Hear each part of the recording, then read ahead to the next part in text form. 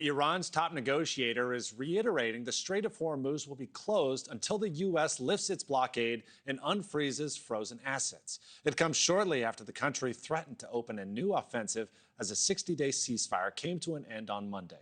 NewsNation Washington correspondent Cory Smith joins us from the White House. Cory, Iran might be making good on that threat already.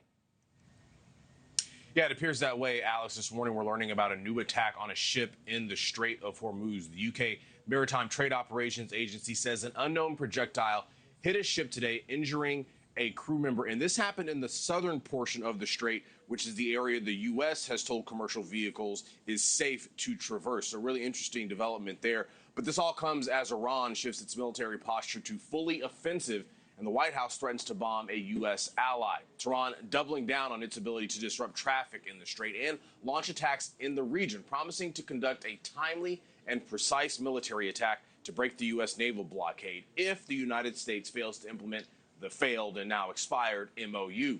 And in a moment of candor yesterday, President Trump said he's not putting a timeline on making a deal, and the threat of higher gas prices or a bruising midterm election is not going to change his mind. He also confirmed U.S. negotiators are speaking via back channel with leaders in Iran's Revolutionary Guard Corps, not the political negotiators that have been doing the talking all this time. Iran denies those claims.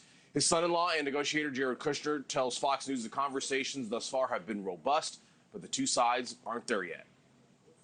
There's been a lot of good dialogues, which I think is very, very helpful, right? You can't make deals with each other if you don't understand each other. You have to exchange views. There's really not a lot of trust between America and Iran after all these years of not having these relations and dialogues. But obviously, they're engaging in a very strong way, and that's quite positive.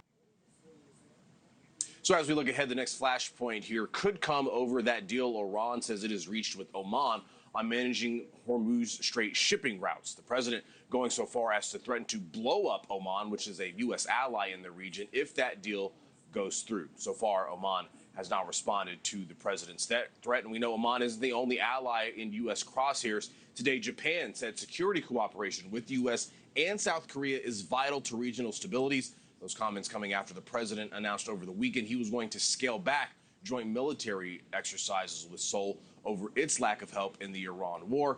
He also said those exercises are hostile toward North Korea. Alex? Thank you for watching. Subscribe below and download our NewsNation app right now on your phone, and you will get fact-based, unbiased news for all Americans.